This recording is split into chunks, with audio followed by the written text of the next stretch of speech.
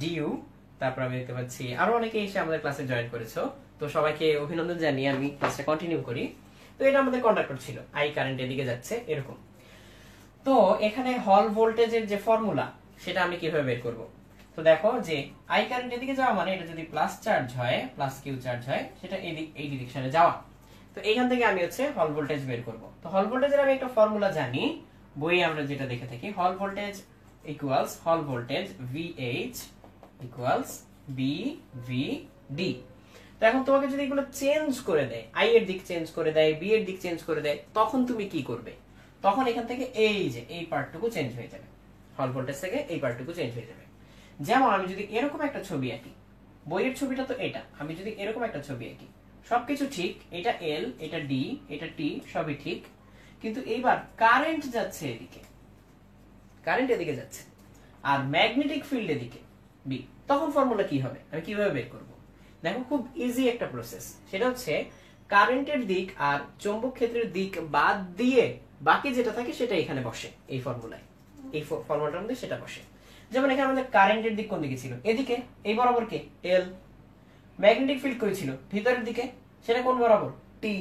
তাহলে এল আর টি বাদ দিলে বাকি থাকে হচ্ছে ডি, দৈর্ঘ্য আর পুরুত্ব, লেংথ থিকনেস, বাদ দিলে থাকে হচ্ছে প্রস্থ, উইডথ, সেটাই এখানে বসে। তাহলে এখানে কি হবে? এখানে হচ্ছে কারেন্ট যাচ্ছে কোন দিকে? ডি বরাবর। ম্যাগনেটিক ফিল্ড কোন দিকে? এল বরাবর। বাকি থাকলো কে? টি। তাহলে হল ভোল্টেজের ফর্মুলা হবে VVT। এইভাবে যদি সিচুয়েশন চেঞ্জ করে দেয়, হল ভোল্টেজের ফর্মুলাও চেঞ্জ হয়ে যাবে। মান বসালে এবার আমি ভোল্টেজ পেয়ে যাব, এই দুই প্রান্তের মধ্যে ভোল্টেজটা পেয়ে যাব। আবার আমাদের হল ভোল্টেজের আরেকটা ফর্মুলা ছিল, সেটা হচ্ছে BI ডিভাইডেড বাই NTQ, এই ফর্মুলাটা ছিল। তো সেক্ষেত্রে আরো সোজা, বি যেদিকে সেই ডাইমেনশনটা আমাদেরকে বসিয়ে দিতে হয়। যেমন এখানে বি কোন দিকে? ভিতরের দিক বরাবর। কোন ডাইমেনশন? থিকনেস, টি।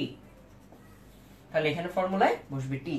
আর যদি আমরা এটা চেঞ্জ করে দিই, যেমন এই ক্ষেত্রে, এবার কি করব? দেখো বি কোন দিকে? এল বরাবর। তাহলে ফর্মুলাটা কি হবে? হল voltage equals BI by NLQ। তো আশা করি তোমরা এই কনভার্সনটা বুঝতে পেরেছো, যে আমি যদি কারেন্ট আর ম্যাগনেটিক ফিল্ডের ডিরেকশন চেঞ্জ করে দিই তাহলে এরকম হবে। তাহলে ফাইনালি তোমাদের কাছে আমার আরেকটা প্রশ্ন, সেটা হচ্ছে যদি এমন হয়, এই প্রশ্নের উত্তর প্লিজ সবাই আমাকে কমেন্টে জানাও। অলরেডি তোমরা অনেকেই ক্লাসে এসে জয়েন করেছো এবং এটা খুবই গুরুত্বপূর্ণ একটা প্রশ্ন। সো আমার অনুরোধ থাকবে তোমাদের প্রতি যে ভিডিওটা অবশ্যই শেয়ার করে বাকিদের ওই জিনিসটা জানার সুযোগ করে দিবে। এখন তোমরা আমাকে উত্তরটা দাও, যদি এমন হয় ডাইমেনশন সব সেম, লেংথ, উইডথ, থিকনেস সব সেম, কিন্তু কারেন্ট যাচ্ছে এদিকে, ম্যাগনেটিক ফিল্ডও এদিকেই, আই আর বি দুইটার দিক সেম, এই ক্ষেত্রে হল ভোল্টেজ কত হবে? এই হচ্ছে আমার প্রশ্ন। তাহলে এই প্রশ্নটার উত্তর তোমরা আমাকে কমেন্টে জানাও। তাহলে আমি তোমাদের দিকে প্রশ্নটা ছুড়ে দিলাম, এবার দেখি কে কে কমেন্ট করেছো আমাদের এখানে। যেমন আমি এখানে দেখতে পাচ্ছি ফাহিম আহমেদ কমেন্ট করেছো, পান্না চৌধুরী কমেন্ট করেছো, আরিফ খান কমেন্ট করেছো, অমি, তালিব, প্রতীক, তারপর আমি দেখতে পাচ্ছি হাসান সরকার। প্রতীক, প্রতীক কি প্রশ্ন করেছো? তুমি আবার প্রশ্ন করতে পারো, আমার চোখে পড়লে আমি অবশ্যই উত্তর দেওয়ার চেষ্টা করব। তারপর আমি দেখতে পাচ্ছি কায়েস আহমেদ, মোহাম্মদ আলী, অমি, তারপর আমি দেখতে পাচ্ছি সাইদ হাসান আসকারি, সাগর, ফয়সাল মাহমুদ, নয়ন। তারপর আমি দেখতে পাচ্ছি যে আরো অনেকে কমেন্ট করেছো, যেমন প্রতীক। প্রতীক, আমি তোমাকেই বললাম যে তুমি চাইলে আবার কমেন্টটা করতে পারো, আমি তোমার প্রশ্নের উত্তর দেওয়ার চেষ্টা করব। তারপর আমি দেখতে পাচ্ছি শাহরিয়ার ডিউ, তারপর আমি দেখতে পাচ্ছি খায়রুল আলম, ইমরান হোসেন, তোমরা কমেন্ট করেছো এবং অলরেডি আমি দেখতে পাচ্ছি অনেকে সঠিক উত্তর দিয়েও ফেলেছো, যে অ্যান্সারটা হবে 0। কেন 0 হবে? কারণ তড়িৎ প্রবাহের দিক যেদিকে, ম্যাগনেটিক ফিল্ডের এখানে সেদিকেই দেখানো হচ্ছে। যদি তড়িৎ প্রবাহের দিকের 90 ডিগ্রিতে ম্যাগনেটিক ফিল্ডের কোনো কম্পোনেন্ট না থাকে, সেক্ষেত্রে হল ভোল্টেজের ব্যাপারটা আসলে আসবে না। তাহলে এখানে যেহেতু একই দিকে, এক্ষেত্রে হল ভোল্টেজ আসবে না। তাই তোমরা যে অ্যান্সারটা দিয়েছো যে 0 হবে, এই অ্যান্সারটা সঠিক, অর্থাৎ এই ক্ষেত্রে হল ভোল্টেজ আসবে 0। তাহলে যারা যারা 0 অ্যান্সার দিয়েছো তাদের উত্তরটা সঠিক, আর যারা 0 অ্যান্সার দিতে পারোনি বা কনফিউজ ছিলে, তারা নিশ্চয়ই এতক্ষণে বুঝে যাচ্ছ যে কেন হল ভোল্টেজটা এখানে 0 হবে। তাহলে দেখো যে এই জিনিসগুলো আমরা এভাবে অ্যান্সার দিতে পারি যে হল ভোল্টেজ কত হবে। তো আমি হল ভোল্টেজের পরিবর্তিত ফর্মুলাটাও তোমাদেরকে দেখিয়ে দিলাম। তো এরপর আমরা চাইলে পরবর্তী টপিকে যেতে পারি। যেমন এখান থেকে আমরা যেতে পারি হচ্ছে স্বকীয় আবেশ, তারপর হচ্ছে পারস্পরিক আবেশ, লেন্জের সূত্র, এই জিনিসগুলোতে। তারপর হচ্ছে ফ্যারাডের সূত্র, এই জিনিসগুলোতে। ফ্যারাডের সূত্রতে বলা হয় এরকম, তুমি যদি একটা বদ্ধ এরকম কুণ্ডলী নাও, এই কুণ্ডলীর ভিতরে তুমি যদি ম্যাগনেটিক ফ্লাক্স চেঞ্জ করো, তাহলে যতক্ষণ ম্যাগনেটিক ফ্লাক্স চেঞ্জ করতে থাকবে ততক্ষণ এখানে আমি একটা ভোল্টেজ পাবো। ম্যাগনেটিক ফ্লাক্সের রেট অফ চেঞ্জ বা পরিবর্তনের হার যদি বেশি হয় তাহলে আমরা বেশি পরিমাণে ভোল্টেজ পাবো, আর কম হলে কম। তো এখান থেকে যে এখানে কত ভোল্টেজ তৈরি হবে সেটা আমরা একটা ফর্মুলার মাধ্যমে বের করতে পারি। আগে থেকে কিভাবে ভোল্টেজটা তৈরি হবে, ধরা যাক আমি এখানে একটা চুম্বক নিয়ে আসলাম। চুম্বকটা যদি আমি এখানে রেখে দেই তাহলে কিন্তু আমি এখানে কোনো ভোল্টেজ পাবো না। চুম্বকটা যদি আমি কাছে আনি একবার, দূরে নিয়ে আরেকবার, কাছে আনা এবং দূরে নেওয়ার সময় আমি ঠিকই এখানে একটা ভোল্টেজ দেখতে পাবো, কারণ এই চুম্বকের কারণে ম্যাগনেটিক ফ্লাক্স এর ভিতরে চেঞ্জ হতে থাকবে। তো ফর্মুলাটা হচ্ছে minus n d phi by dt. এই এন দিয়ে বোঝাচ্ছে পাক সংখ্যা, আর মাইনাস দিয়ে আসলে লেন্জের ল থেকে আসে মাইনাসটা। তো আমরা যদি মাইনাসটাকে ইগনোর করি, শুধুমাত্র মান বিবেচনা করি, তখন আমরা লিখতে পারি n d phi by dt. D phi হচ্ছে ফ্লাক্সের পরিবর্তন, ডিটি হচ্ছে সময়। ধরা যাক 1 সেকেন্ডে 10 ওয়েবার চেঞ্জ হচ্ছে, তাহলে এখানে 10, এখানে 1, আর এন যদি 100 তাহলে 100 ইনটু 10 থাকবে আমাদের 1000, তাহলে আমি এখানে 1000 ভোল্ট পাবো। এইভাবে জিনিসটা কাজ করে। তো আমি দেখি এর মধ্যে আরো অনেকে অনেক প্রশ্ন করেছো। আচ্ছা, খায়রুল আলম বলেছো যে কারেন্ট উল্টো দিকে গেলে কি হবে। তো কারেন্ট উল্টো দিকে যদি যায় তাহলে হচ্ছে হল ভোল্টেজের পোলারিটি চেঞ্জ হয়ে যাবে, আর কিছু হবে না। হল ভোল্টেজের পোলারিটি, কিন্তু মান কিন্তু একই থাকবে, হল ভোল্টেজের মানটা সেম থাকবে। আচ্ছা, হ্যাঁ, অর্পণ রহমানও সেম প্রশ্ন করেছো যে 180 ডিগ্রি হলে কি হবে। 180 ডিগ্রি মানে কিন্তু উল্টো দিকে। উল্টো দিকে গেলে হল ভোল্টেজের পোলারিটি চেঞ্জ হবে, কিন্তু মানটা সেম থাকবে। তাহলে এর মধ্যে আমি আরেকটা প্রশ্ন পেয়েছি যে আদিল আহনাফ, তুমি প্রশ্ন করেছো, আদিল আহনাফ না, সরি, ইমরান খান প্রশ্ন করেছো 220 ভোল্ট ডিসি অপেক্ষা 220 ভোল্ট এসি কেন বেশি বিপজ্জনক। হ্যাঁ, আমি এই প্রশ্নের উত্তর দিব। তার আগে হচ্ছে স্বকীয় আবেশ আর পারস্পরিক আবেশ নিয়ে একটু কথা বলে নেই। যেমন ধরা যাক এটা হচ্ছে আমার একটা কয়েল। তো এই কয়েলের নিজের মধ্যেই আমি কারেন্ট পরিবর্তন করলাম। কিভাবে? আমার এখানে একটা ব্যাটারি লাগানো, আমি এই ভ্যারিয়েবল রেজিস্ট্যান্স চেঞ্জ করে এর ভিতরে কারেন্ট চেঞ্জ করলাম। কারেন্ট চেঞ্জ করলে কি হবে? এর ম্যাগনেটিক ফিল্ড চেঞ্জ হবে। ম্যাগনেটিক ফিল্ড চেঞ্জ করলে কি হবে? এর ভিতরে ফ্লাক্সের পরিবর্তনের কারণে ভোল্টেজ উৎপন্ন হবে। তো আমার ফ্যারাডের ল থেকে আমরা পেয়েছিলাম এরকম একটা formula N d phi by dt, আর এখন এখান থেকে আমরা একটা ফর্মুলা পাচ্ছি যে ভোল্টেজটা তৈরি হবে কারেন্ট চেঞ্জ করার ফলে তার পরিমাণ হচ্ছে এল ডিআই বাই ডিটি। এখানেও আমি মাইনাস চিহ্নটাকে অগ্রাহ্য করছি, তাহলে epsilon equals l di by dt. ধরা যাক এর স্বকীয় আবেশ গুণাঙ্ক এল হচ্ছে 0.1 হেনরি। হেনরি হচ্ছে স্বকীয় আবেশ গুণাঙ্ক বা সেলফ ইন্ডাকটেন্সের একক। আচ্ছা প্রতীক, তুমি বলেছো যে তোমার কমেন্ট থেকে অ্যানসারটা দিতে। তো প্রতীক, তোমার প্রশ্নটা আরেকবার করলে ভালো হয়, কারণ আমি কমেন্টটা খুঁজে পাচ্ছি না। প্রতীক যদি এখন কমেন্টটা করতে পারো তাহলে আমি হচ্ছে বলতে পারি। আচ্ছা, তাহলে এই হচ্ছে আমরা যেটা বলছিলাম যে স্বকীয় আবেশ গুণাঙ্ক, তাহলে এল হচ্ছে 0.1 হেনরি। ধরা যাক কারেন্টের পরিবর্তন হচ্ছে 3 অ্যাম্পিয়ার আর সময়টা হচ্ছে 2 সেকেন্ড। 2 সেকেন্ড সময় 3 অ্যাম্পিয়ার চেঞ্জ হচ্ছে, তাহলে কত ভোল্ট তৈরি হবে? এল হচ্ছে 0.1 ইনটু 3 ডিভাইডেড বাই 2, তাহলে আমি এখানে কত পাচ্ছি? 1.5 ইনটু 0.1, 0.15 ভোল্ট। এরকম একইভাবে যদি সামনাসামনি দুইটা কয়েল থাকে, একটা কয়েলে আমি ধরা যাক কারেন্টের চেঞ্জ করলাম এইভাবে, আরেকটা কয়েলে কতটুকু ভোল্টেজ তৈরি হবে সেটা যদি আমি বের করতে চাই, তখন স্বকীয়র জায়গায় পারস্পরিক আবেশ গুণাঙ্ক এইভাবে জিনিসটা কাজ করবে। তাহলে এই কয়েলে আমার কারেন্ট পরিবর্তনের ফলে ম্যাগনেটিক ফিল্ড চেঞ্জ হবে, যেটা পরবর্তী ক্ষেত্রে এই দ্বিতীয় কয়েলে এসে ভোল্টেজ তৈরি করবে। তখন ফর্মুলাটা সেম, খালি এল এর জায়গায় হয়ে যাবে m equals m di by dt. এটাকে আমরা চাইলে আসলে এইভাবে লিখতে পারি, E2 equals DI1 by DT.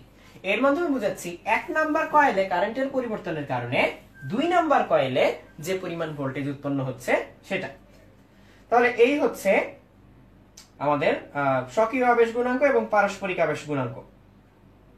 আচ্ছা, প্রতীক উপর থেকে কমেন্ট খুঁজে বের করা আসলে টাফ, তুমি আরেকবার কমেন্ট করলে ভালো হয়। তাহলে আমরা ই এর যতগুলো সূত্র ছিল ইলেকট্রোমোটিভ ফোর্সের, এই জিনিসগুলো আমরা বের করে ফেললাম। তাহলে এইভাবে হচ্ছে তুমি স্বকীয় এবং পারস্পরিক আবেশ গুণাঙ্ক দিয়ে অঙ্কগুলো করতে পারো এই সূত্রগুলোর সাহায্যে। এরপর এখান থেকে আরেকটা ইম্পর্টেন্ট টপিক ছিল, সেটা হচ্ছে কুণ্ডলীর উপরে টর্ক। এই জিনিসটা খুবই ইম্পর্টেন্ট, এই জিনিসটা একটু ভালো করে বুঝতে হবে। তো আমি এই জিনিসটা একটু তোমাকে ব্যাখ্যা করে বুঝাবো। তার আগে একটু দেখো, আমরা যদি ধরে নেই এই হচ্ছে আমাদের চৌম্বক ক্ষেত্র বি, এরকম সমান্তরাল সুষম চৌম্বক ক্ষেত্র, তার মধ্যে এখানে কুণ্ডলীটা আমি সাইড থেকে দেখতে পাচ্ছি, সাইড থেকে কুণ্ডলীটা হচ্ছে একেবারে চৌম্বক ক্ষেত্র বরাবর।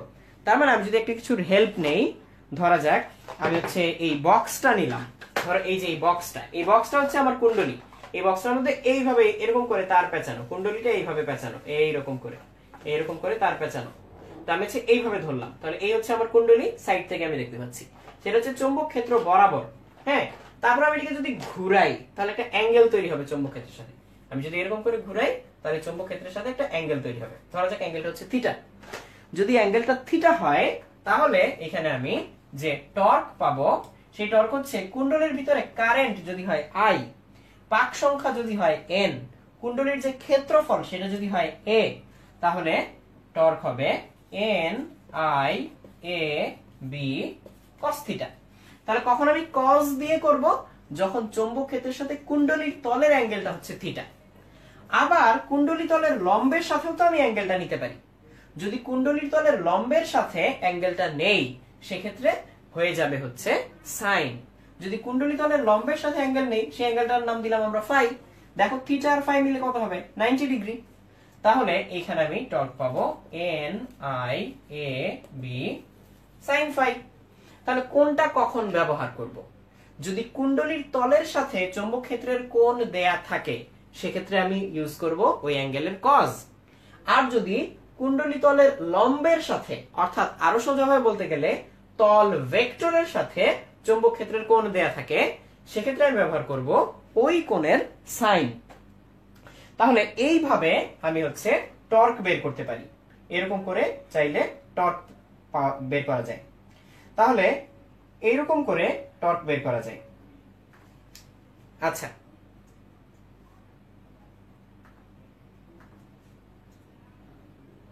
আচ্ছা আমি প্রতীকের কমেন্টটা একটু পড়ি। প্রতীক লিখেছে যে ইলেকট্রন সমূহের ভরকেন্দ্র এবং ধনাত্মক চার্জ তথা প্রোটন সমূহের ভরকেন্দ্র একই বিন্দুতে থাকে। এই জিনিসটা তুমি বুঝতে পারোনি। দেখো, এই জিনিসটা আমি একটু বলি। যদি এমন হয় যে নিউক্লিয়াসকে কেন্দ্র করে ইলেকট্রনগুলো এমন ভাবে ঘুরে যে আমি যদি এই নেগেটিভ চার্জ যেগুলো, সেগুলোকে যদি আমি একটা ভর ধরতাম, তাহলে কি আমি ভর কেন্দ্র বের করতে পারতাম না? পারতাম। তো তখন যদি একই জায়গায় পড়তো, এরকম করে কেন্দ্রে এসে পড়তো, আর প্রোটনগুলো তো সব নিউক্লিয়াসেই থাকে, সো পজিটিভ চার্জগুলোর কেন্দ্র কোথায়? সেই নিউক্লিয়াসেই। তখন হচ্ছে সেটাকে অসম পরাবৈদ্যুতিক বলবে। কিন্তু এমন তো হতে পারে যে যখন ইলেকট্রনগুলো ঘুরে, তখন নিউক্লিয়াসের চারপাশে এমন ভাবে ঘুরে যে ইফেক্টিভলি চার্জগুলো ঠিক সমানভাবে চারদিকে ছড়ানো থাকে না, একদিকে সরে থাকে। ধরা যাক এইরকম। তখন আমি কি বলবো? ঋণাত্মক যে চার্জগুলো থাকে, নেগেটিভ চার্জগুলো, তাদের ভর কেন্দ্র, যদি তাদেরকে আমি মানে ভর কেন্দ্র কথাটা কি কারণে এই জায়গায় আসবে, সেটা হচ্ছে তাদেরকে যদি আমি ভর হিসেবে কনসিডার করি, তখন ভর কেন্দ্র বের করতে পারতাম।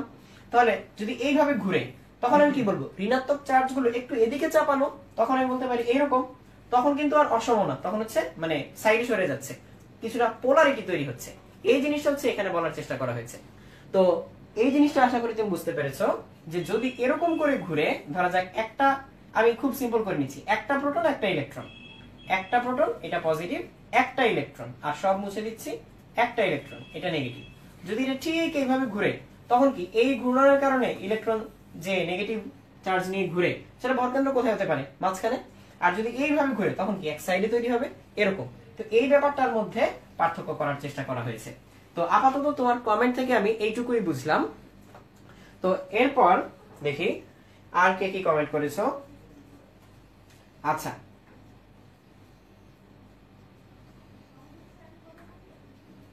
হ্যাঁ, ওকে, তোমার প্রশ্নের উত্তরটা দেয়া হয়ে গেল। টর্কটা আরেকবার বুঝাতে বলেছো আমাদেরকে ফাহিম আহমেদ। তো টর্কটা আরেকবার একটু বলি। টর্ক মানে হচ্ছে ঘূর্ণন প্রবণতা, তাই না? তো একটু দেখো, তো এখানে যদি কুণ্ডলীটা এই বরাবর থাকে, কুণ্ডলীটা এই বরাবর থাকে, তখন তো হচ্ছে চৌম্বক ক্ষেত্র বরাবর, তখন টর্ক হবে জাস্ট NIAB, আর কিছু না। কিন্তু যখন কুণ্ডলীটা একটু ঘুরবে তখন টর্কটা চেঞ্জ হয়ে যাবে। কুণ্ডলীটা ঘুরে এখন এই বরাবর, মনে রাখো এটা কিন্তু কুণ্ডলী, তাহলে কুণ্ডলী যদি চৌম্বক ক্ষেত্রের সাথে থিটা অ্যাঙ্গেল তৈরি করে NIAB cos থিটা, আর এই কুণ্ডলীর লম্ব অর্থাৎ তল ভেক্টর যে বরাবর, তার সাথে তুমি যদি এই ফাই অ্যাঙ্গেলটা খুঁজে বের করতে পারো বা প্রশ্নে দেয়া থাকে, তাহলে ফর্মুলাটা হয়ে যাবে NIAB sin ফাই। এতটুকুই।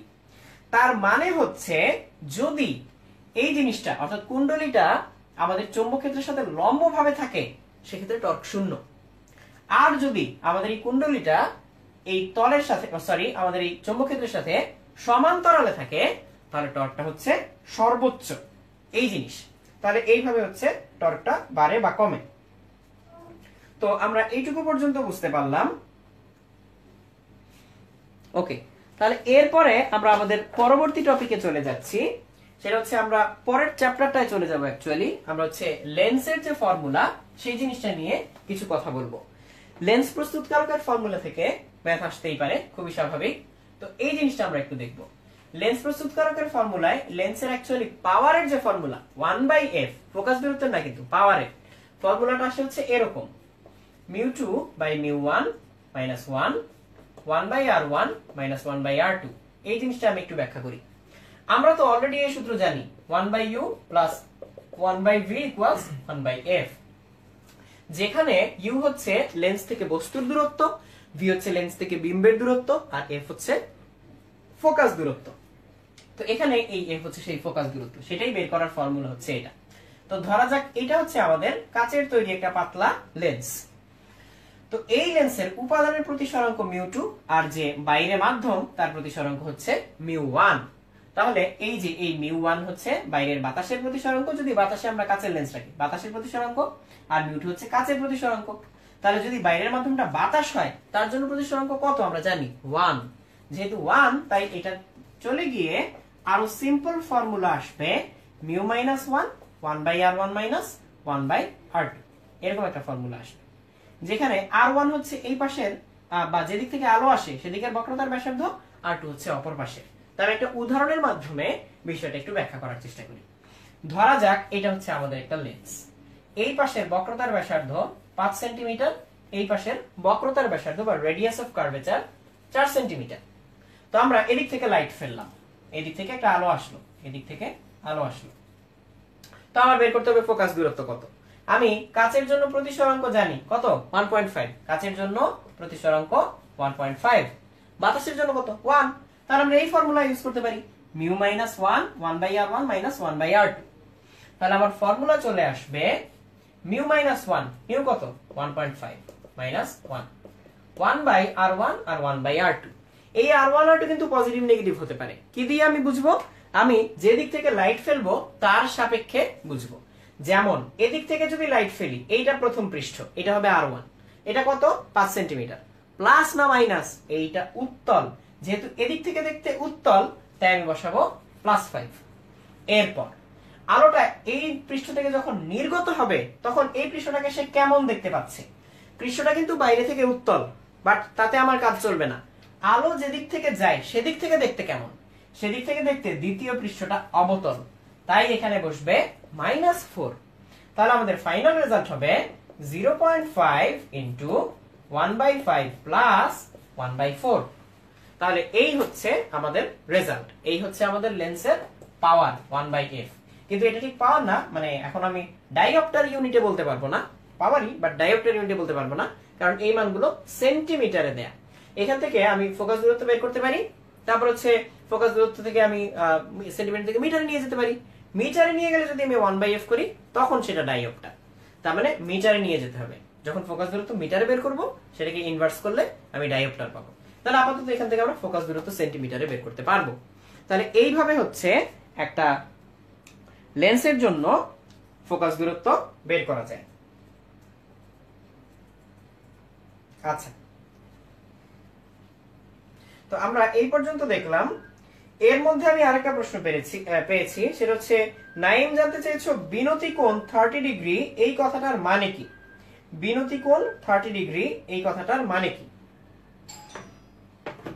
তাহলে বিনতি কোণ 30 ডিগ্রি এই কথাটা আমি এই ফাঁকে একটু বুঝিয়ে দিই। দেখো, আমাদের পৃথিবীটা একটা বড়সড় চুম্বকের মতো কাজ করে। ধরা যাক এই হচ্ছে আমাদের পৃথিবীর চৌম্বক অক্ষ। তো এটা হচ্ছে পৃথিবীর চুম্বকের উত্তর মেরু, পৃথিবীর চুম্বকের দক্ষিণ মেরু। এখান থেকে চুম্বক বল রেখা এইভাবে বের হয়ে আবার এইভাবে ঢুকে যায়। তাহলে এখানে যে কোনো এক জায়গায় যদি আমি একটা চুম্বককে তার ভর কেন্দ্র থেকে ঝুলাই, সে হচ্ছে এই চুম্বক বল রেখা বরাবর অবস্থান নিবে। তাহলে আমি ধরা যাক এই পয়েন্টে চুম্বক রেখা রাখলাম, তাহলে সে এইভাবে থাকবে না? তাহলে এইভাবে থাকবে সে, এইভাবে। তাহলে ভূমির সাথে এই চুম্বকটা যত অ্যাঙ্গেল করবে সেটা হচ্ছে বিনতি কোণ। তাহলে এবার আরেকটু স্পেসিফিক এক্সাম্পলে আসি। ধরা যাক এটা হচ্ছে তোমার বাসার সামনে উঠান। তো এই উঠানে চৌম্বক ক্ষেত্রটা হচ্ছে এরকম, তোমার উঠানে চৌম্বক ক্ষেত্রটা এই বরাবর। তাহলে তুমি যদি একটা চুম্বককে ভর কেন্দ্র থেকে ঝুলিয়ে দাও, তাহলে চুম্বকটা এই বরাবর অবস্থান নিবে। যদি এই বরাবর অবস্থান নেয়, তাহলে দেখি মাটির সাথে কত অ্যাঙ্গেল করে। মাটির সাথে এই যে এই অ্যাঙ্গেলটা করলো না, এই অ্যাঙ্গেলটারই আমরা নাম দিলাম ডেল্টা। এটাই হচ্ছে বিনতি কোণ। তাহলে বিনতি কোণ 30 ডিগ্রি মানে কি? একটা চুম্বককে, একটা দণ্ড চুম্বককে যদি ভর কেন্দ্র থেকে ঝুলিয়ে দিলে সে ভূমির সাথে 30 ডিগ্রি অ্যাঙ্গেল করে মাথা নিচু করে থাকে, তখন আমরা বলবো ওই জায়গায় বিনতি কোণ 30 ডিগ্রি। তো এই বরাবর যদি আমার ম্যাগনেটিক ফিল্ড অ্যাকচুয়ালটা হয় পৃথিবীর ম্যাগনেটিক ফিল্ড বি, তাহলে এই বরাবর হচ্ছে ভূপৃষ্ঠের চৌম্বক ক্ষেত্রের আনুভূমিক উপাংশ বিএইচ, আর এই বরাবর হচ্ছে ভূপৃষ্ঠের চুম্বক ক্ষেত্রের বা ভূচুম্বক ক্ষেত্রের উল্লম্ব উপাংশ বিভি। তো বি এর সাথে এদের সম্পর্ক হচ্ছে √BH² প্লাস BV²। আর এই ডেল্টাকে লেখা যায় tan ডেল্টা ইকুয়ালস লম্ব বাই ভূমি। তাহলে এটাকে লেখা যায় BV/BH। এই হচ্ছে এদের মধ্যে সম্পর্ক। তো এই সম্পর্কগুলো থেকে চাইলে অঙ্ক আসতে পারে। আচ্ছা, তাহলে এই প্রশ্নটার আমরা উত্তর দিলাম যে এখানে বিনতি কোণ বলতে কি বোঝায়। তো বিনতি কোণ শেষ করার পরে আমরা হচ্ছে এর পরবর্তী টপিকে আসতে পারি। সেটা হচ্ছে আমরা প্রিজম থেকে একটা ফর্মুলা দেখব, সেই প্রিজমের একটা ম্যাথ।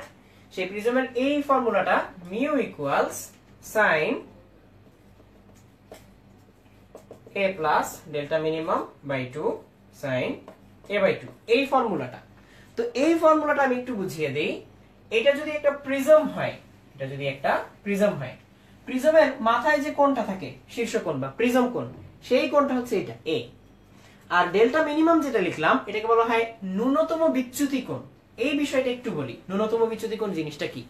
সেটা হচ্ছে প্রিজমে তুমি যখন কোনো লাইট ফেলবে, সেই লাইটটা হচ্ছে একবার রিফ্রাকশন হয়, তারপরে বের হওয়ার সময় আরো একবার রিফ্রাকশন হয়, তাহলে দুইবার দিক পরিবর্তন করার ফলে অরিজিনালি লাইটটা যেদিকে যাচ্ছিল আর ফাইনালি যেদিকে যাচ্ছে এদের মধ্যবর্তী যে কোণ, সেই কোণটাই হচ্ছে আমাদের বিচ্যুতি কোণ বা ডেল্টা।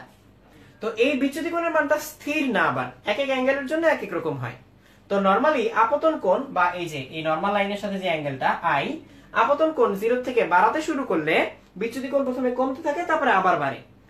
একটা যে মিনিমাম বিচ্যুতি কোণ পাওয়া যায় নির্দিষ্ট রঙের আলোর জন্য এবং নির্দিষ্ট মাধ্যমের প্রিজমের জন্য, সেটাকে বলা হয় হচ্ছে তার ন্যূনতম বিচ্যুতি কোণ, বিচ্যুতি কোণের সর্বনিম্ন মান। তাহলে আমি যদি এই বরাবর নেই আপতন কোণ বা ইনসিডেন্ট অ্যাঙ্গেল, এই বরাবর নেই বিচ্যুতি কোণ, গ্রাফটা হবে এরকম। এই যে নিচে যে অ্যাঙ্গেলটা পাওয়া যাচ্ছে সেটা হচ্ছে মিনিমাম ডেভিয়েশন অ্যাঙ্গেল বা ন্যূনতম বিচ্যুতি কোণ। তো এই ন্যূনতম বিচ্যুতি কোণের জন্য ফর্মুলাটা এরকম যে মিউ হচ্ছে প্রিজমের উপাদানের প্রতিসরাঙ্ক, আর এটা হচ্ছে প্রিজম কোণ, এটা হচ্ছে ন্যূনতম বিচ্যুতি কোণ, এটা আবার প্রিজম কোণ। তো এই ফর্মুলা থেকে এটা বের করা যায়। তোমার যদি এই দুটো অ্যাঙ্গেল জানা থাকে, তুমি সেখান থেকে মিউ বের করে ফেলতে পারো সহজেই। আর যদি সরু প্রিজম হয়, একেবারে সরু প্রিজম চিকন, তখন সাইন থিটাকে থিটা লেখা যায়, তখন চাইলে সাইন সাইন কেটে ফেলা যায়। তোমরা ত্রিকোণমিতি করার সময় হয়তো অনেক সময় এইভাবে উপরে নিচে সাইন সাইন কেটে ফেলতে চেয়েছো, কিন্তু উপরে নিচে সাইন সাইন কেটে ফেলতে পারবো কখন? যখন হচ্ছে অ্যাঙ্গেল গুলো খুবই ছোট, তখন সাইন থিটাকে থিটা লেখা যায়। তখন আমি চাইলে হচ্ছে এইভাবে সাইন সাইন উঠিয়ে দিতে পারি। এটাও কাটাকাটি না, সাইন উঠিয়ে দাও। এবার কি করতে পারি, আমি 2 বাদ দিয়ে দিতে পারি এরকম। তাহলে থাকবে হচ্ছে a plus delta minimum divided by a। সেক্ষেত্রে তখন ফর্মুলাটা হয়ে যাবে mu a minus a equals delta minimum. A common নিলে mu minus 1 equals delta minimum. এটা হচ্ছে সরু প্রিজমের জন্য সূত্র। তাহলে প্রিজমটা যদি খুবই চিকন সরু হয় তখন এই সূত্রটা কাজে লাগবে। তাহলে আমরা প্রিজমের জন্য এই ফর্মুলাটা দেখে ফেললাম। তো এরপর আমরা হচ্ছে নেক্সট একটা টপিকে চলে যাব। তো নেক্সট টপিকটা হচ্ছে আমাদের পরের চ্যাপ্টার থেকে, অ্যাকচুয়ালি এটা হচ্ছে মডার্ন ফিজিক্সের চ্যাপ্টার থেকে। সেটা হচ্ছে দৈর্ঘ্য সংকোচন, তারপর হচ্ছে তোমার কাল দীর্ঘায়ন এবং ভর বৃদ্ধির যে সূত্রগুলো সেই জিনিসগুলো নিয়ে। তো এখানে আমি ফর্মুলাগুলো আগে একটু লিখে নেই। L equals L naught root over 1 minus v square by c square, T equals T naught by root over 1 minus v square by c square, M equals M naught divided by root over 1 minus v square by c square. এগুলো হচ্ছে special theory of relativity থেকে এই সূত্রগুলো চলে আসে। এখানে C হচ্ছে আলোর বেগ, শূন্য স্থানে আলোর বেগ, মোর ইম্পর্টেন্টলি সেটা হচ্ছে শূন্য স্থানে আলোর বেগ, যে কোনো মাধ্যমে না। আর ভি হচ্ছে যে বস্তুটা নিয়ে আমরা আলোচনা করব সেই বস্তুর বেগ। তাহলে এইখানে কয়েকটা প্রশ্ন আমি তোমাদেরকে করতে পারি। যেমন এই এল নট আর এল, এটা বলতে কি বুঝবো? এল নট হচ্ছে স্থির দৈর্ঘ্য আর এল হচ্ছে গতিশীল দৈর্ঘ্য। তো স্থির দৈর্ঘ্য বা আদি দৈর্ঘ্য সেটা বলতে কি বুঝবো? কোন একটা বস্তু যদি আমার সাপেক্ষে স্থির থাকে তখন তার দৈর্ঘ্য আমি যতটুকু মাপবো ততটুকু হচ্ছে, সেটাকে বলে হচ্ছে তার স্থির দৈর্ঘ্য বা স্থির অবস্থার দৈর্ঘ্য। তারপর আরো যেটা যেমন টি আর টি নট, এখানেও একই কথা প্রযোজ্য।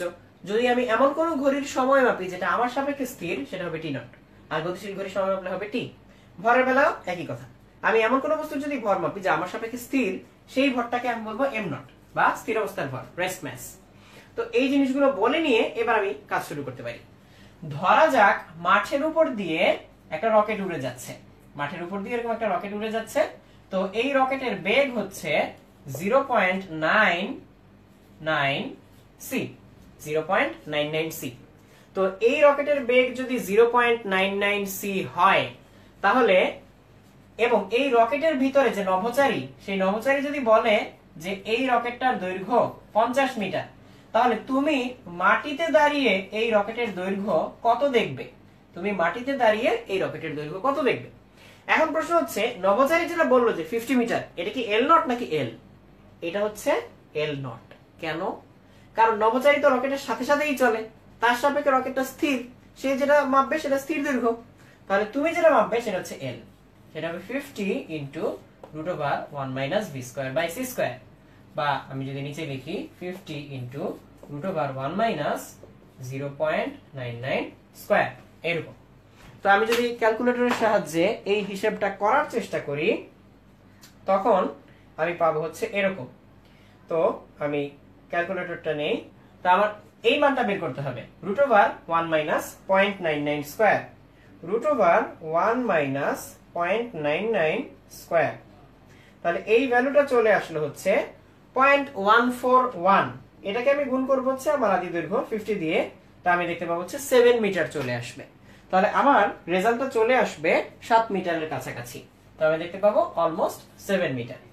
তার মানে কেউ যদি 0.99 বেগে, 0.99 সি অর্থাৎ আলোর বেগে 99% স্পিডে আমার সামনে দিয়ে উড়ে যায়, তাহলে তার 50 মিটার দৈর্ঘ্যকে আমার কাছে মনে হবে 7 মিটার।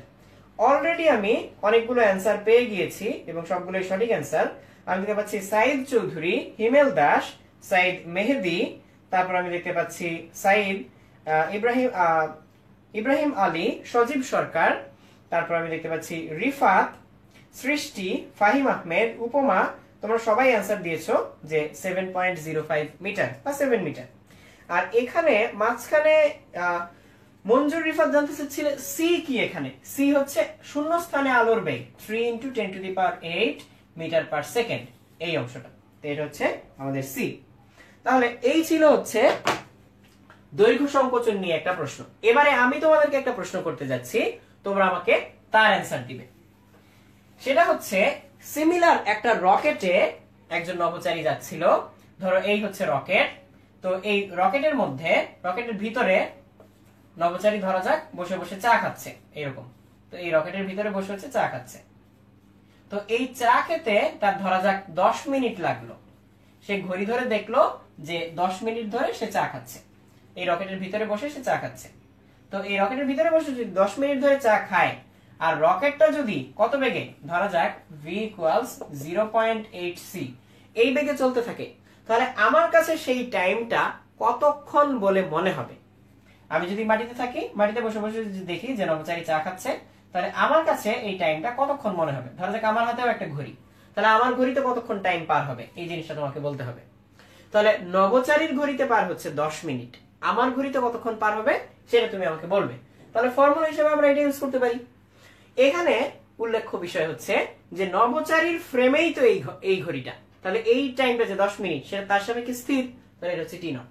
আর যেহেতু টি নট কে এটা দিয়ে ভাগ করব আমরা, তাহলে এইটি বড় হয়ে যাবে, আগের তুলনায় বড় হবে। তাহলে সেক্ষেত্রে আমরা এখানে আরো বড় একটা টাইম পাবো, লম্বা একটা সময় পাবো। তাহলে অ্যানসারটা হচ্ছে t = 10 minute divided by √1 - 0.8 square. এখান থেকে আমরা বের করতে পারবো। তাহলে এটা যদি আমরা বের করি তাহলে দেখি রেজাল্টটা কি আসে। তো আমি যদি ক্যালকুলেটরের সাহায্যে হিসাবটা করি, সেটা হচ্ছে 10 ডিভাইডেড বাই এটা আসবে, আমার অ্যানসারটা আসবে 16.67। অ্যানসারটা আসবে 16.67। তো আমি অলরেডি দেখতে পাচ্ছি অনেকেই এই অ্যানসারটা দিয়ে ফেলেছো, যেমন সজীব সরকার, সাইদ, উপমা চক্রবর্তী, তারপর রাকিন হাসান, তারপর আমি দেখতে পাচ্ছি অমি, তাহসিন, তোমরা সবাই অ্যানসার দিয়েছো 16.67 মিনিটস। সাইদ চৌধুরী একটা অ্যানসার দিয়েছিলে 28 মিনিটের মতো, সেটা সঠিক উত্তর না। আচ্ছা, পৃথিবীর এক রকেট যদি মঙ্গল গ্রহে বসা একজন দেখে, তাহলে সে স্থির সময় দেখবে নাকি গতিশীল সময় দেখবে? এটা প্রশ্ন করেছো মাসুম আলম রিয়াদ। রিয়াদের প্রশ্নের উত্তর দেই, যেই ঘড়ি তুমি দেখো না কেন, সেই ঘড়িটা যদি তোমার সাপেক্ষে স্থির হয় তাহলে সেটা তোমার জন্য স্থির সময়। তাহলে দেখো এখানে এই যে 10 মিনিট, এটা কে মাপলো? এটা মাপলো নভোচারী। সে কি দিয়ে মাপলো? এই ঘড়ি দিয়ে মাপলো, তাহলে তার জন্য এটা স্থির সময়। তাহলে আমি যদি তার সময়টাকে মাপার চেষ্টা করি, সেটা আমার জন্য গতিশীল সময় হবে। এরকম যার সাপেক্ষে যে ঘড়িটা স্থির সেটা তার জন্য টি নট, অন্যের জন্য ওই একই সময়টা টি। এইভাবে চিন্তা করতে পারো। ভরের বেলায়ও একই কেস, সেক্ষেত্রে তুমি একই ফর্মুলা দিয়ে মানটা বের করে নিতে পারো। এরপরে আমরা যাব হচ্ছে আরেকটা আইডিয়াতে, আরেকটা টপিকে, সেটা হচ্ছে আইনস্টাইন যেটার জন্য অ্যাকচুয়ালি নোবেল পেয়েছিলেন, সেটা হচ্ছে ফটোইলেকট্রিক ইফেক্ট দিয়ে আমরা কিছু প্রবলেম দেখব। তো ফটোইলেকট্রিক ইফেক্টের ব্যাপারটা কি আগে একটু বলে নেই। ধরো যে এখানে একটা মেটাল সারফেস বা ধাতু, তার উপরে যদি ফোটন এসে পড়ে, তখন সেই ফোটন থেকে শক্তি নিয়ে ইলেকট্রন নির্গত হতে পারে। তো দেখা যায় যে আমি যদি লো ফ্রিকোয়েন্সির ফোটন দিয়ে এই মেটালটাকে আঘাত করি, তখন আসলে কোনো ইলেকট্রন নির্গত হয় না। ঠিক একটা সার্টেন ফ্রিকোয়েন্সি থেকে ইলেকট্রন নির্গত শুরু হয়, তারপর আরো হায়ার ফ্রিকোয়েন্সি দিলে আরো ইলেকট্রন ইজিলি নির্গত হতে পারে। তো মিনিমাম যত ফ্রিকোয়েন্সির জন্য ইলেকট্রন নির্গত হয় সেটাকে বলা হয় থ্রেশহোল্ড ফ্রিকোয়েন্সি বা সূচন কম্পাঙ্ক। তো ধরা যাক যে ইলেকট্রনটা, যে ফোটনটা আসলো, সেটা সূচন কম্পাঙ্ক নিয়ে আসলো নিউ নট। যদি নিউ নট হয় সূচন কম্পাঙ্ক, সেক্ষেত্রে এর এনার্জি হবে h নিউ নট। এই h কে বলা হয় প্ল্যাঙ্কের ধ্রুবক। আর আমি যদি এর চেয়ে বেশি কম্পাঙ্কওয়ালা ফোটন ছুঁড়ে মারি ওর দিকে, হায়ার ফ্রিকোয়েন্সি নিউ, তাহলে তার এনার্জি কত হবে? h new. তাহলে এই এনার্জিটুকুর মধ্যে h নিউ নট, এতটুকু এনার্জি খরচ হবে হচ্ছে ইলেকট্রনটাকে মুক্ত করতে। আর বাড়তি এনার্জিটুকু যদি পুরোটা গতিশক্তিতে কনভার্ট হয়, তাহলে সেটাকে আমরা লিখবো e কে ম্যাক্স বা ইলেকট্রনের গতিশক্তি। তো তুমি চাইলে এটাকে এইভাবে লিখতে পারো যে টোটাল ফোটনের যে এনার্জি থাকবে, তার মধ্যে একটা পার্ট w, সেটা হচ্ছে h নিউ নট, সেটাকে আমরা বলবো ওয়ার্ক ফাংশন বা কার্যাপেক্ষক, সেটা খরচ হবে ইলেকট্রনটাকে ফ্রি করতে। আর বাকি e কে ম্যাক্স যেটা half m v max square, সেটা হচ্ছে ইলেকট্রনের গতিশক্তি, হাফ m v স্কয়ার, ইলেকট্রনের গতিশক্তির সূত্র। তো এইভাবে চাইলে জিনিসটাকে ব্যাখ্যা করা যায়। তো এইখানে আমরা চাইলে হাফ m v স্কয়ার লিখতে পারি, half m v max square. আর এখানে চাইলে এটাকে গতিশক্তি হিসেবে আমি লিখতে পারি e কে ম্যাক্স, এরকম। তো এই হচ্ছে আমার ফর্মুলা। তো এখান থেকে আমি হচ্ছে অঙ্ক করে মানগুলো বের করতে পারি। যেমন ধরা যাক তোমাকে যদি বলা হয় যে একটা জিনিসের বা একটা মেটালের সূচন কম্পাঙ্ক হচ্ছে ধরা যাক 10⁻13 হার্টজ, তুমি তাতে লাইট ফেললে 10⁻14 হার্টজ এর বেশি ফ্রিকোয়েন্সি। তাহলে তুমি যদি বেশি ফ্রিকোয়েন্সি লাইট ফেলো, তাহলে এইটুকু এনার্জি খরচ হবে ফ্রি করতে, আর এই এনার্জি থেকে এই এনার্জি বিয়োগ করে দাও, তুমি পেয়ে যাবে ইলেকট্রনের গতিশক্তি।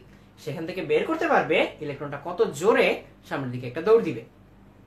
তো এরকম করে আসলে চাইলে এখান থেকে বের করা যায় যে কতটুকু কম্পাঙ্কের আলো ফেললে কত শক্তি নিয়ে ইলেকট্রনটা বের হবে। তো এখান থেকে ফটোইলেকট্রিক ইফেক্ট দিয়ে কাজ করা যায়। তো এখানে বেশ কিছু তথ্য তোমাদেরকে জানাই যেগুলো অবজেক্টিভের জন্য খুবই গুরুত্বপূর্ণ। সো মনোযোগ দিয়ে শোনো।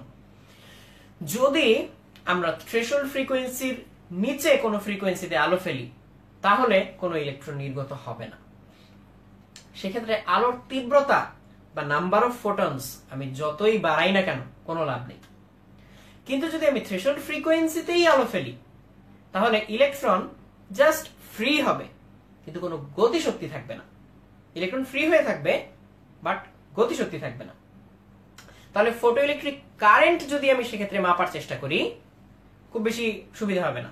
সেই কারেন্ট সেই ইলেকট্রনগুলোকে একপাশে নিয়ে আসার জন্য আমার নিজে থেকে তখন ভোল্টেজ অ্যাপ্লাই করা লাগবে, তাহলে ইলেকট্রনগুলো মুভ করা শুরু করবে। যদি আমি থ্রেশহোল্ড ফ্রিকোয়েন্সির চেয়ে বেশি ফ্রিকোয়েন্সিতে আলো ফেলি, এইবার গুরুত্বপূর্ণ কথা, যদি আমি থ্রেশহোল্ড ফ্রিকোয়েন্সির চেয়ে বেশি ফ্রিকোয়েন্সিতে আলো ফেলি তাহলে ইলেকট্রন তো নির্গত হবেই, সাথে সাথে তার একটা গতিশক্তিও থাকবে। সেই গতিশক্তি নিয়ে সে এক পাশ থেকে আরেক পাশে যেতে পারবে। সেক্ষেত্রে ওই যে আমরা ফটোইলেকট্রিক ইফেক্ট ব্যাখ্যা করার জন্য যে টিউব দিয়ে আমরা কাজ করতাম, সেই টিউবের মধ্যে যে ব্যাটারি দিতাম সেরকম করে আমরা হচ্ছে ব্যাটারি দিয়ে টেস্ট করতে পারবো বা কারেন্টটা তখন মেপে দেখতে পারবো, তখন এখানে কারেন্টটা দেখা যাবে এরকম। তো এখন আমার প্রশ্ন হচ্ছে দুইটা। এক, থ্রেশহোল্ড ফ্রিকোয়েন্সির উপরে, কিন্তু ফ্রিকোয়েন্সি এখন থ্রেশহোল্ড ফ্রিকোয়েন্সির উপরে। দুইটা প্রশ্ন। এক, আমি যদি আলোর তীব্রতা বাড়াই তাহলে ফটোইলেকট্রিক কারেন্টের কি পরিবর্তন হবে? আর যদি আমি আলোর তীব্রতা ঠিক রেখে ফ্রিকোয়েন্সি বাড়াই তাহলে এই কারেন্টের কি পরিবর্তন হবে? এবার উত্তরটা দেই। তোমরা যারা যারা উত্তরটা অলরেডি জানো তারা লিখে ফেলতে পারো যে আলোর তীব্রতা বাড়ালে কি হয়। আলোর তীব্রতা বাড়ালে কি হয়? আচ্ছা, তাহলে যদি আমি এই প্রশ্নটা করি যে আলোর তীব্রতা বাড়ালে কি হয়, তার অ্যান্সার কি হবে? দেখো, আলোর তীব্রতা মানে হচ্ছে প্রতি সেকেন্ডে কয়টা ফোটন এসে পড়বে তার উপর ডিপেন্ড করবে আলোর তীব্রতা। তাহলে থ্রেশহোল্ড ফ্রিকোয়েন্সি তো এখন উপরেই, সো যদি বেশি বেশি ফোটন এসে পড়ে বেশি বেশি ইলেকট্রন নির্গত হবে, তাহলে ফটোইলেকট্রিক কারেন্ট বেড়ে যাবে।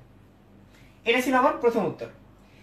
দ্বিতীয় প্রশ্নটা হচ্ছে যদি আমি আলোর তীব্রতা ঠিক রেখে ফ্রিকোয়েন্সি বাড়াই। তীব্রতা ঠিক রাখা মানে কি? আগে সেকেন্ডে দুইটা ফোটন আসতো, এখনো সেকেন্ডে দুইটা ফোটন নিয়ে আসবে, তীব্রতা সেম। কিন্তু ফ্রিকোয়েন্সি বাড়তি মানে কি? শক্তি বেশি ফোটনের। তার মানে ইলেকট্রন এখন সেই দুইটাই নির্গত হবে, কিন্তু ইলেকট্রনটা নির্গত হবে জোরে, আরো বেশি বেগ নিয়ে। তাতে কিন্তু ইলেকট্রনের পরিমাণ বৃদ্ধি পাচ্ছে না, যার ফলে ফটোইলেকট্রিক কারেন্ট সেম থাকবে, কারেন্টের পরিমাণ সেম। কিন্তু পার্থক্যটা কি হবে? এবার ওই ফোটনটাকে ইলেকট্রনটাকে থামানোর জন্য বেশি কষ্ট করতে হবে যদি আমি থামাতে চাই। তার মানে ইলেকট্রন থামানোর জন্য কি করি? উল্টা দিকে ভোল্টেজ অ্যাপ্লাই করি। সেই ভোল্টেজটাকে কি বলে? নিবৃত্তি বিভব বা স্টপিং পটেনশিয়াল। তাহলে ফ্রিকোয়েন্সি বাড়লে স্টপিং পটেনশিয়াল বাড়ে, আর ইন্টেন্সিটি বাড়লে ফটোইলেকট্রিক কারেন্ট বাড়ে। তাহলে এতক্ষণ ধরে যা কথা বললাম তার মূল বক্তব্য হচ্ছে এইটা। এইটুকু এবার ভালো করে শুনে রাখো। ফটোইলেকট্রিক ইফেক্টের বেলায় আলোর তীব্রতা বাড়লে তড়িৎ প্রবাহ বা আলোক তড়িৎ প্রবাহ বাড়ে। আলোর তীব্রতা বাড়লে আলোক তড়িৎ প্রবাহ বাড়ে। অবশ্যই ফ্রিকোয়েন্সি থ্রেশহোল্ড ফ্রিকোয়েন্সির উপরে থাকতে হবে। আর ফ্রিকোয়েন্সির ইফেক্ট কি? ফ্রিকোয়েন্সি বাড়লে নিবৃত্তি বিভব বা স্টপিং পটেনশিয়াল বাড়ে। তাহলে ফ্রিকোয়েন্সি কমলে কি হবে? স্টপিং পটেনশিয়াল বা নিবৃত্তি বিভব কমে যাবে। এই হচ্ছে সলিউশন। তাহলে এইটুকু পর্যন্ত আমরা বুঝলাম। আচ্ছা, আমি অলরেডি দেখতে পাচ্ছি সাইদ চৌধুরী এই প্রশ্নটার উত্তর দিয়েছিলে যে তীব্রতা বাড়ালে প্রবাহ বাড়বে, কম্পাঙ্ক বাড়ালে তত দ্রুত ইলেকট্রন বের হবে। কথা সত্যি, যেহেতু তীব্রতা বাড়ালে প্রবাহ বাড়বে তার মানে হচ্ছে ফটোইলেকট্রিক কারেন্টের পরিমাণ বাড়বে, আর কম্পাঙ্ক বাড়ালে ইলেকট্রন দ্রুত বের হবে মানে হচ্ছে বেশি গতিশক্তি নিয়ে বের হবে। যেহেতু বেশি গতিশক্তি নিয়ে বের হবে তার মানে হচ্ছে তাকে থামাতে আমার তত বেশি কষ্ট করতে হবে, সুতরাং নিবৃত্তি বিভব বাড়বে। আচ্ছা, আলো প্রশ্ন করেছিল ফটোইলেকট্রিক ইফেক্টের নিবৃত্তি বিভব কি? নিবৃত্তি হচ্ছে স্টপিং পটেনশিয়াল। এই পাশ থেকে যে আলোর কারণে ইলেকট্রন গুলো বের হচ্ছে তাকে থামানোর জন্য তুমি অপোজিট যতটুকু ভোল্টেজই ব্যবহার করতে পারো সেটা হচ্ছে নিবৃত্তি বিভব।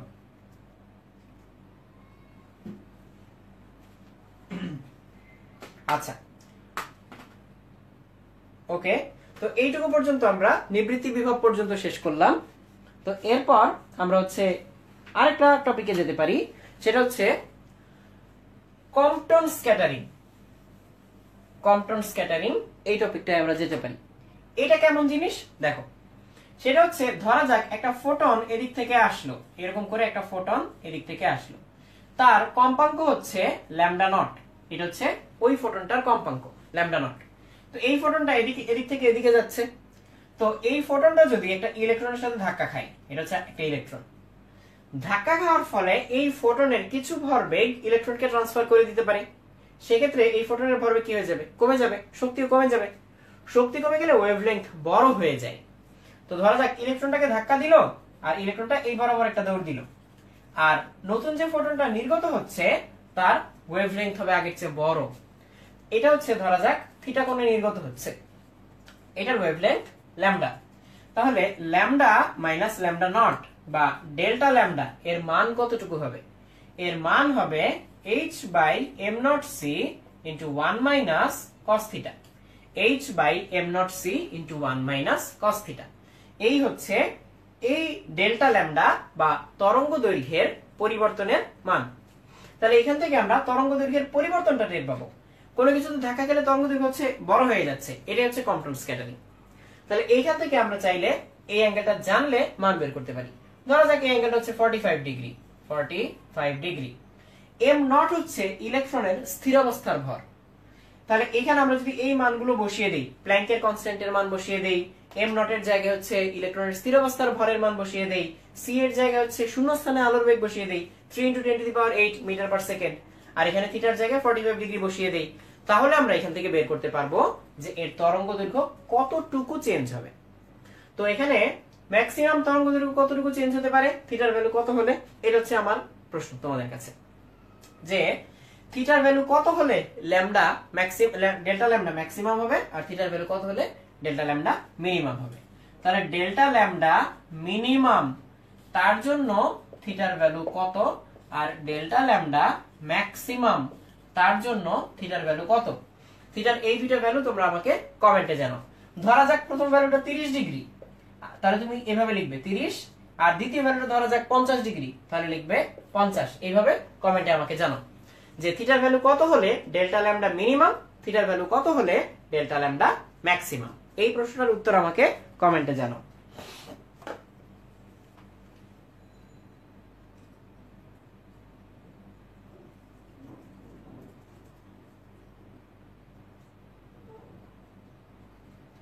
আচ্ছা, তো অলরেডি আমি দেখতে পাচ্ছি আরো অনেকে আমাদের এখানে কমেন্ট করেছো, যেমন অয়ন কমেন্ট করেছো, তাসিন, তারপর আমি দেখতে পাচ্ছি মীর রহমান, ম্যাথিউস, শিশির, রতন, হিমেল, তারপর আমি দেখতে পাচ্ছি তাহসিন, শুভ, নাইম হাসান, তারপর রাজা, তারপর আমি দেখতে পাচ্ছি মিতুল কমেন্ট করেছো, তারপর সজিবুর রহমান, ইমতিয়াজ, শক্তি, মাসুদ আলম রিয়াদ, সজীব সরকার, তারপর শাখাওয়াত প্রশ্ন করেছে মাঝখানে যে ফোটন কাকে বলে। ফোটন হচ্ছে আলোর যে কোয়ান্টা, সেটাকে আমরা ফোটন বলি।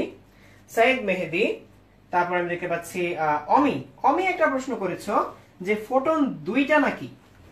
এইখানে হচ্ছে প্রথমে একটা ফোটন আসলো যার শক্তি বেশি ছিল, সে ধাক্কা দিয়ে কিছু শক্তি ইলেকট্রনকে দিয়ে দিল, তাহলে বাকি শক্তি নিয়ে যে ফোটনটা বের হয়ে আসবে তার অবশ্যই তরঙ্গ দৈর্ঘ্য বড় হবে, অর্থাৎ কম্পাঙ্ক কম হবে। ওকে, আমি অনেকগুলো অ্যান্সার পেয়ে গিয়েছি অলরেডি। যে মিনিমাম হতে গেলে কি হবে? মিনিমাম হওয়া মানে হচ্ছে এই পার্টটুকুতে মানে কোনো কিছু বিয়োগ হবে না। কোনো কিছু বিয়োগ না হলে কেমন করে হবে, সেরকম করে আর কি। মিনিমাম হতে হলে হচ্ছে এই মানে এই সংখ্যাটাকে মিনিমাইজ করতে হবে। তো আমি যদি এখান থেকে মিনিমাইজ করতে চাই, সেখানে আমি কত ডিগ্রি দিতে পারি? ডেল্টা ল্যামডার মিনিমাম ভ্যালু হতে পারে হচ্ছে 0। ডেল্টা ল্যামডার মিনিমাম ভ্যালু হতে পারে হচ্ছে 0। 0 কেমন করে হয়? যদি এই ফোটনটা এসে এই ইলেকট্রনের সাথে ধাক্কা না খায় তাহলে তো সে সোজাই চলে যাবে। যদি সোজা চলে যায় তাহলে 0 ডিগ্রি পাবো আমি। 0 ডিগ্রি বলে cos 0 হচ্ছে 1, 1 minus 1 0, 0 into anything 0। তার মানে হচ্ছে মিনিমামের জন্য থিটার ভ্যালুটা হতে হবে হচ্ছে 0। এবার ম্যাক্সিমামের জন্য কত? এই ভ্যালুটাকে ম্যাক্সিমাইজ করার উপায় কি? cos থিটার ভ্যালু যদি -1 হয় তাহলে 1 মাইনাস মাইনাস 1 তাহলে হয়ে যাবে 2। তাহলে এখানে এই ভ্যালুটা হয়ে যাবে 2h/m0c, আর এটাই হচ্ছে ডেল্টা ল্যামডা ম্যাক্সিমাম ভ্যালু। এর চেয়ে বড় ভ্যালু আর এখানে পসিবল না। তাহলে অ্যানসারটা হচ্ছে এটাকে -1 বানানোর জন্য থিটা হতে হবে হচ্ছে 180 ডিগ্রি। তাহলে অ্যানসারটা ছিল এইটা, 0 আর 180। এই হচ্ছে সঠিক উত্তর।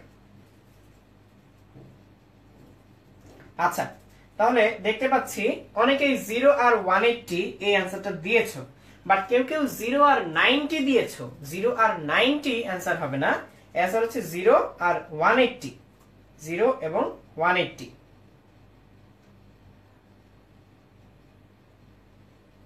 ওকে, অনেকেই 90 লিখেছে অ্যানসার, অ্যানসারটা 90 হবে না, হবে শুধুমাত্র 0 এবং 180।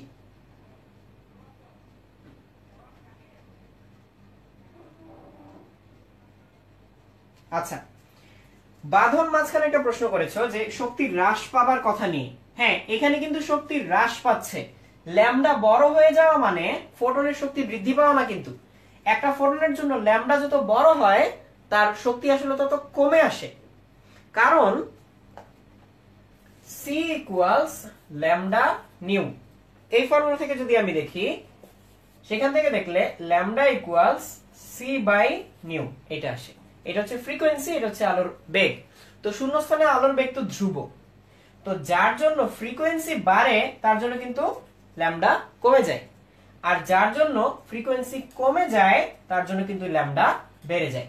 তো আমরা তো জানি শক্তি হচ্ছে h নিউ, তাহলে ল্যামডা বড় হয়ে যাওয়া মানে ফ্রিকোয়েন্সি কমে যাওয়া, তার মানে হচ্ছে শক্তি কমে যাওয়া। তাহলে এখানে ফোটনটার শক্তি কিন্তু কমেই যাচ্ছে, বেড়ে যাচ্ছে না।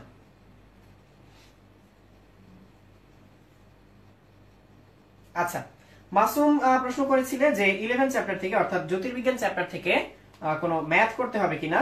জ্যোতির্বিজ্ঞান চ্যাপ্টার থেকে হচ্ছে হাবল কনস্ট্যান্টের ম্যাথ করে রাখতে পারো, আর শর্টশিল্ড রেডিয়াসের ম্যাথ করে রাখতে পারো।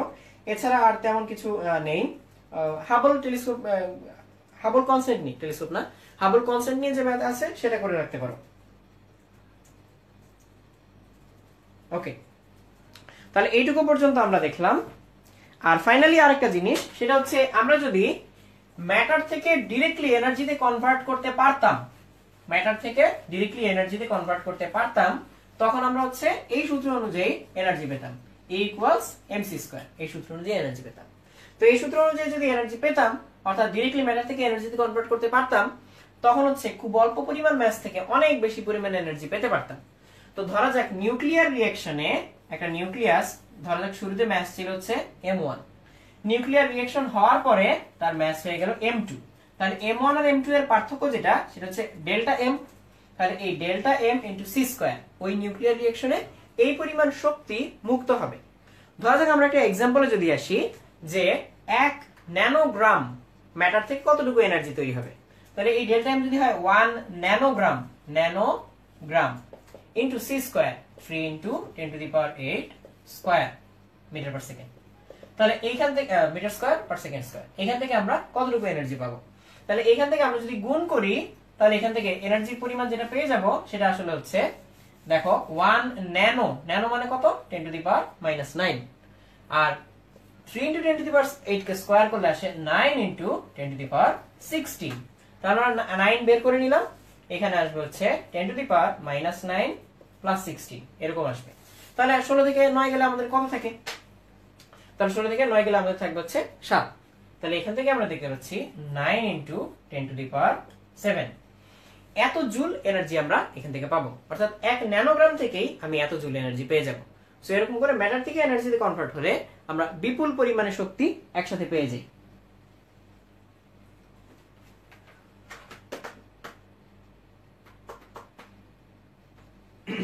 আচ্ছা, সৌরভ মাঝখানে প্রশ্ন করেছো ট্রানজিস্টর এবং অ্যামপ্লিফায়ার নিয়ে। তাহলে আমি ট্রানজিস্টর আর অ্যামপ্লিফায়ার নিয়ে দুই একটা কথা বলি। যেমন কমন বেজ আর কমন এমিটার, সেটা যদি আমি দেখাতে চাই, ধরা যাক কমন বেজ, এই কনফিগারেশনটা যদি আমি ব্যাখ্যা করতে চাই, ট্রানজিস্টরে এইটা হচ্ছে আমার এমিটার, মাঝখানে একটা বেজ, তারপর একটা কালেক্টর। এমিটারটা হচ্ছে মোটামুটি চওড়া, বেজটা অনেক কম চওড়া, কালেক্টরটা বেশি চওড়া।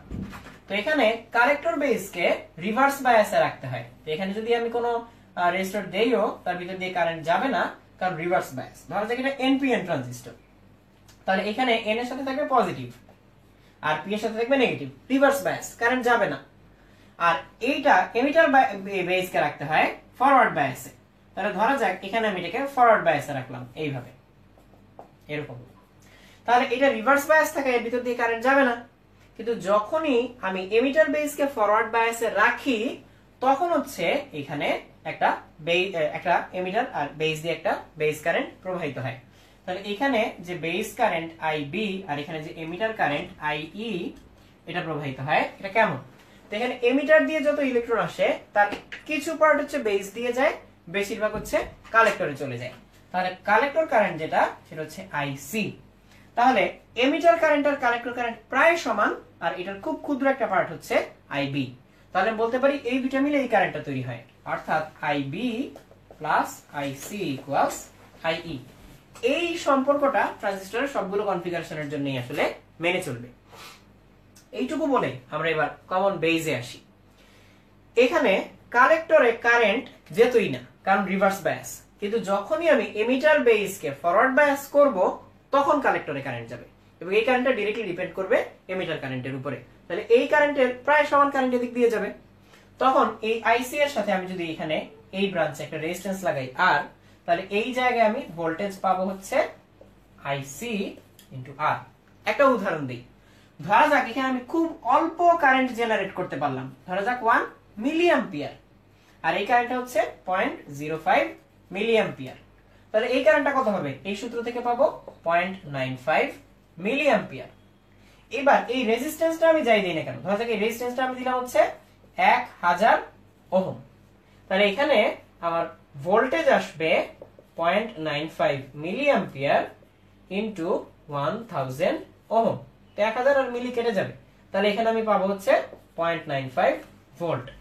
তাহলে মাত্র 1 মিলি অ্যাম্পিয়ার কারেন্ট এখানে তৈরি করে আমি যদি এখানে 0.95 ভোল্ট পাই, তাহলে খুব অল্প কারেন্ট থেকে আমি বেশ বড় মানের একটা ভোল্টেজ পাচ্ছি। তো এরকম করে আমি বিভিন্ন কনফিগারেশনে অ্যামপ্লিফাই করতে পারি।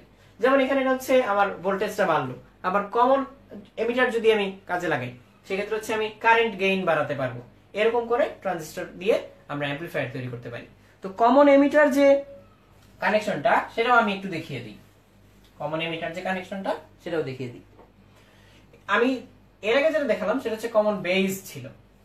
কমন এমিটার দেখাতে গেলে কি করতে হবে? এই হচ্ছে আমার এমিটার, এটা বেস, এটা কালেক্টর।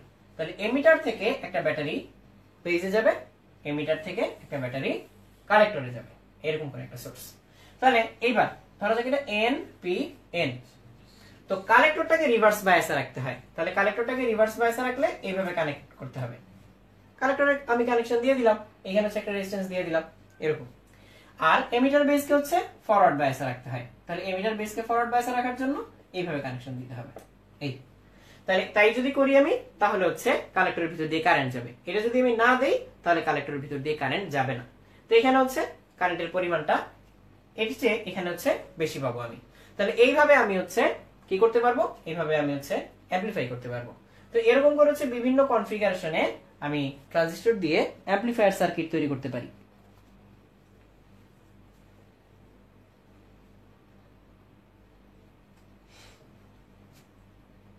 ওকে, তাহলে আপাতত আমরা হচ্ছে ট্রানজিস্টর দিয়ে এখানে শেষ করলাম। তো আজকের এই ফিজিক্স সেকেন্ড পেপার উপরে স্পেশাল ক্লাসটা আমরা এখানেই শেষ করব। তো এরপর যেহেতু আমাদের ফিজিক্স ফার্স্ট পেপার পরীক্ষাটা আগে, তো তার আগে ফিজিক্স ফার্স্ট পেপারের টপিকগুলো নিয়ে আমরা আলোচনা করব। তো এর মধ্যে হয়তো গ্রুপে তোমাদের কাছ থেকে জানতে চাইবো যে কোন কোন বিষয় নিয়ে হচ্ছে তোমাদের বেশি প্রবলেম, তো সেগুলো নিয়ে হয়তো আমরা আগে আলোচনা করব। এবং সেকেন্ড পেপার পরীক্ষার আগে আমরা হচ্ছে সেকেন্ড পেপার অ্যাকচুয়ালি আরো ক্লাস নেওয়ার চেষ্টা করব। আর সেক্ষেত্রে হচ্ছে তোমাদের যে টপিকগুলো নিয়ে বেশি প্রবলেম ওই টপিকগুলোর উপরে বেশি জোর দেওয়ার চেষ্টা করা হবে। তো আজকে আপাতত এই পর্যায়ে এখানে এসে শেষ করছি। তো নেক্সট ক্লাসের আগ পর্যন্ত সবাই ভালো থাকবে এবং অবশ্যই এই ভিডিওটা শেয়ার করবে। সবাই ভালো থেকো।